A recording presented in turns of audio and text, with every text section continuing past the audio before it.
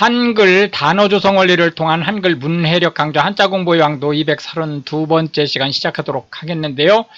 오늘 첫 번째로 체크할 한자는 선자가 되겠습니다. 착하다 라는 의미의 선자가 되겠습니다.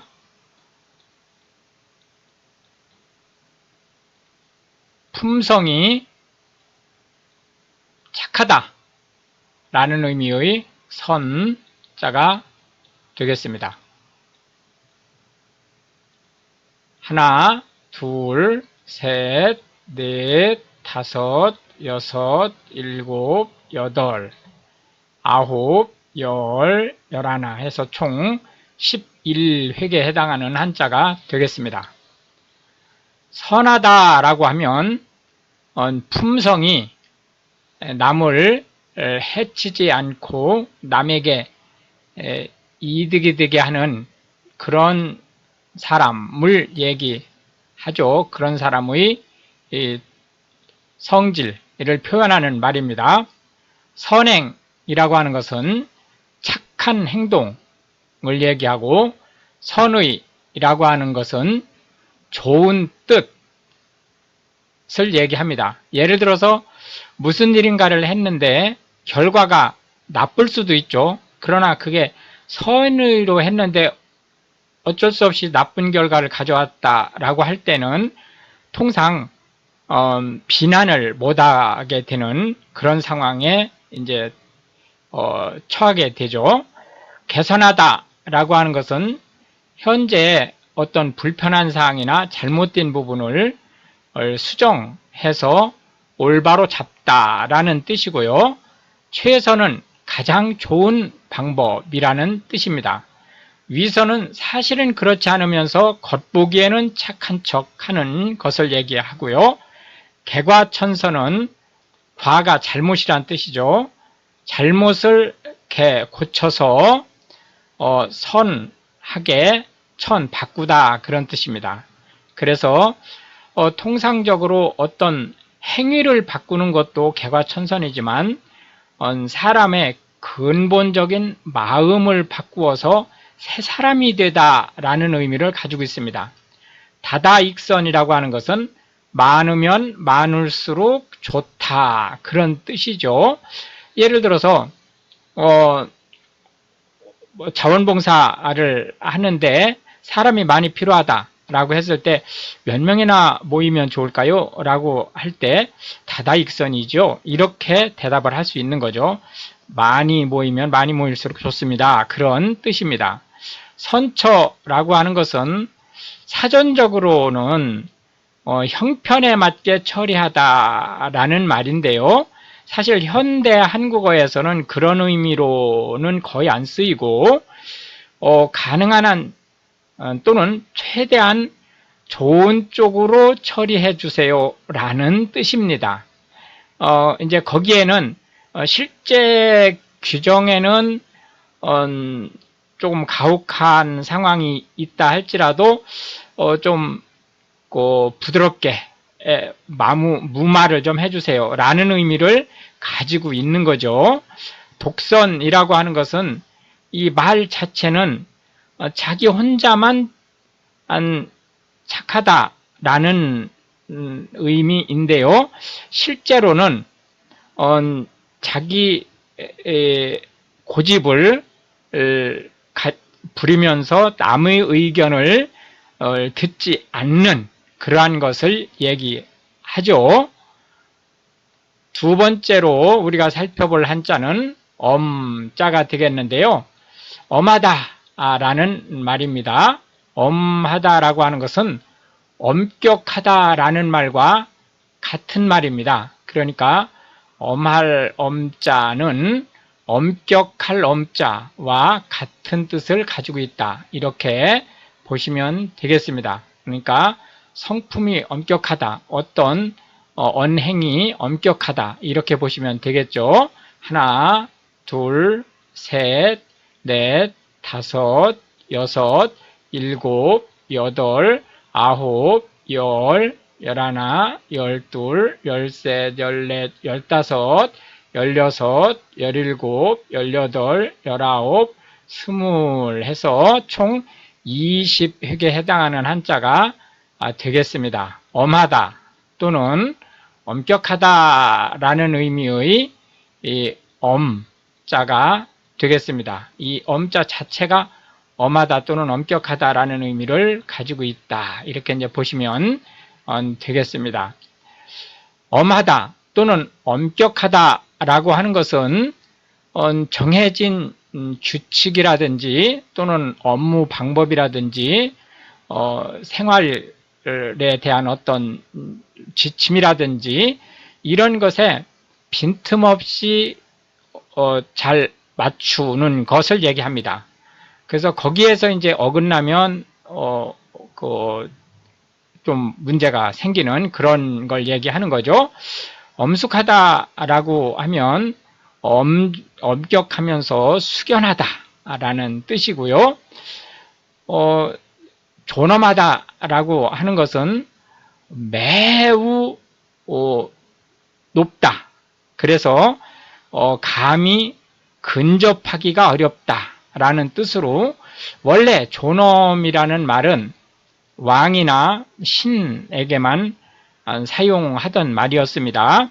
그런데 현대에는 이제 그런 틀에 박힌 거는 현재는 이제 그 허용을 않는 것으로 보시면 되겠습니다. 장엄하다라고 하는 것은 엄하면서도 웅장하다라는 뜻, 근엄하다라고 하는 것은 엄격하게 점잖다 해서 기숙사 사감 같은 분위기를 생각하면 되겠습니다. 엄중하다라고 하는 것은 매우 중차대하다, 엄밀하다라고 하는 것은 원래 이게 이제 그 글자적 해석으로 보면 매우 비밀스럽다 그런 뜻인데요.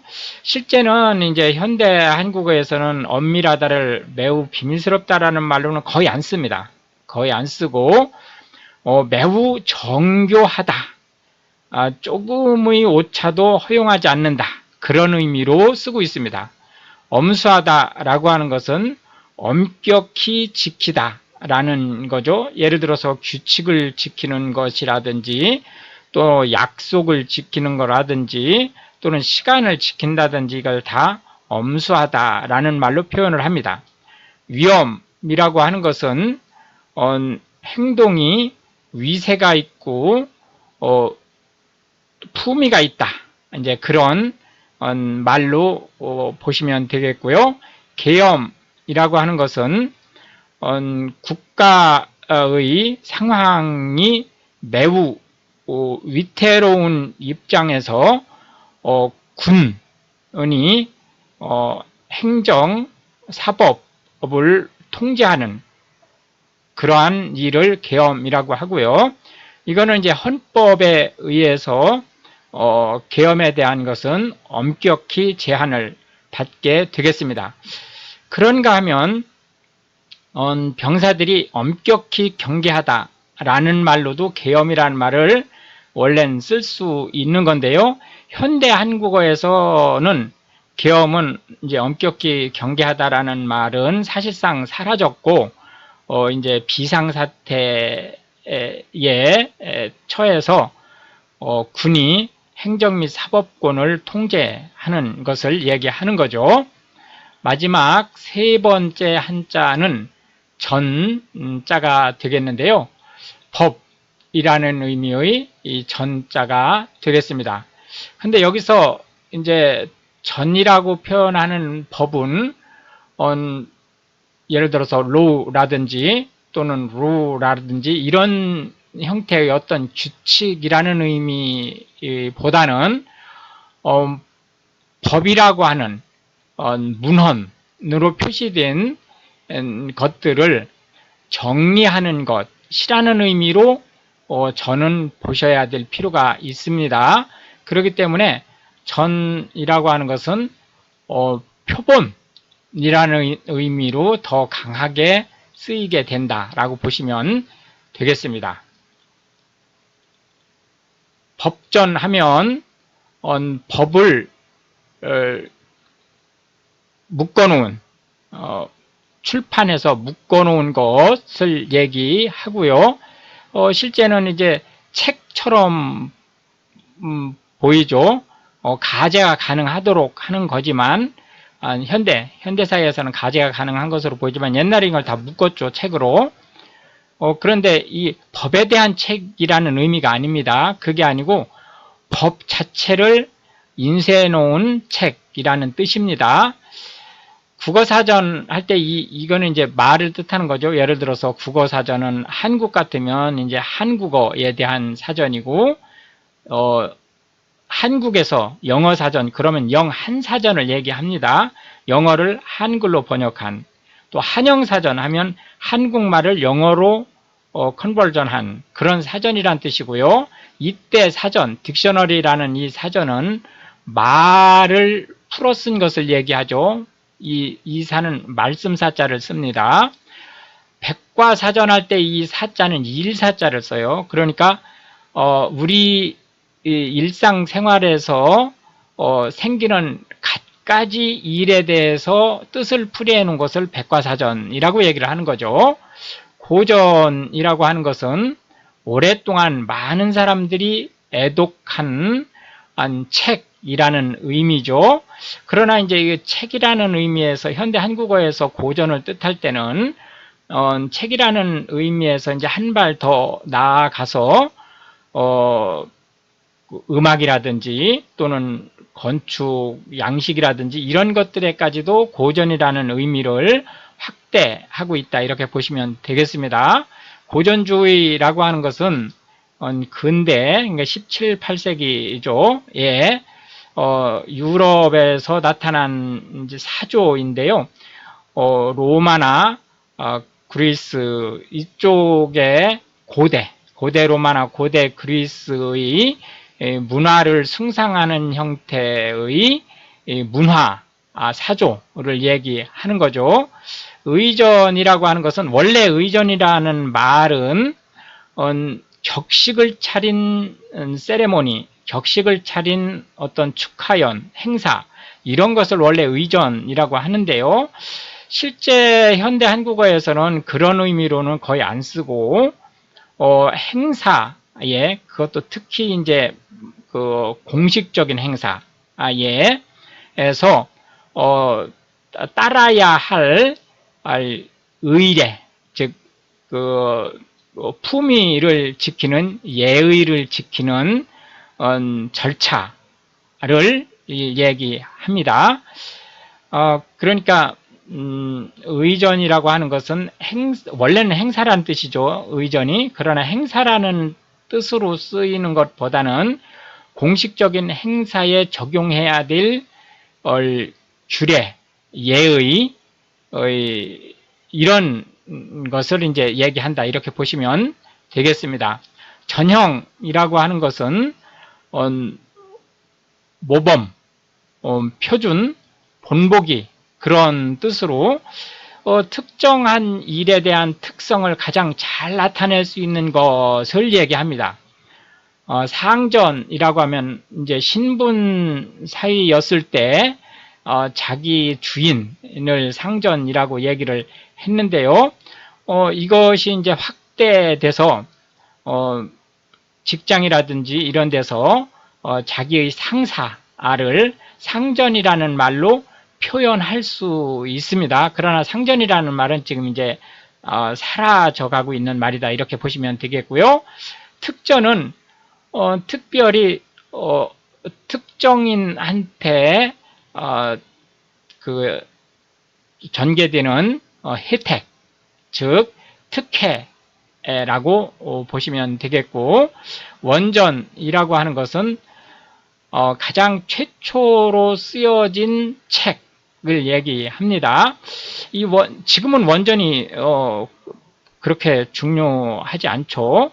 그런데 이제 고대에는 인쇄를 하는 게 아니라 책을 손으로 베꼈었기 때문에 이제 필경을 담당하는 사람들이, 그러니까 우리가 그걸 이제 서기관, 사관 이런 식으로 이제 얘기를 했지 않습니까? 그런 직책이 따로 있었고, 그러니까 필사를 했기 때문에 원전하고 어딘지 모르게 조금씩 달라지죠. 우선은 이제 오자가 발생을 하고, 두 번째로는 잘못 해석해서 잘못 쓸 수 있고, 세 번째로는 의도적으로 자기 의견을 알게 모르게 슬쩍슬쩍 끼워 넣는 바람에 오류가 발생을 할 수 있죠. 그래서 이제 원전이라는 의미가 중요하게 된 거죠. 그런데 이제 현대 한국어에서는 그런 의미의 원전이라는 뜻과 함께 또 이제 어떤 뜻을 이 원전이라는 말이 가지고 있느냐면, 가장 먼저 연구를 한 그 보고서를 원전이라는 의미에 확대해서 포함을 할 수 있습니다. 이렇게 해서 이제 오늘도 우리는 세 개의 한자와 각 한자에 대해서 현대 한국어에서 자주 쓰이고 있는 10개씩의 단어를 살펴보았는데요. 이것이 한글 문해력 향상에 도움이 되고, 특히 외국인으로서 한국어를 배우시는 분들한테 한국어 단어가 어떻게 한자와 교묘히 잘 접속을 해서 다양한 뜻을 나타낼 수 있는지에 대해서 보다 폭넓게 이해할 수 있는 기회가 되기를 바라겠습니다. 시청해 주셔서 감사하고 우크라이나를 기도해 주시면 더욱 감사하겠습니다.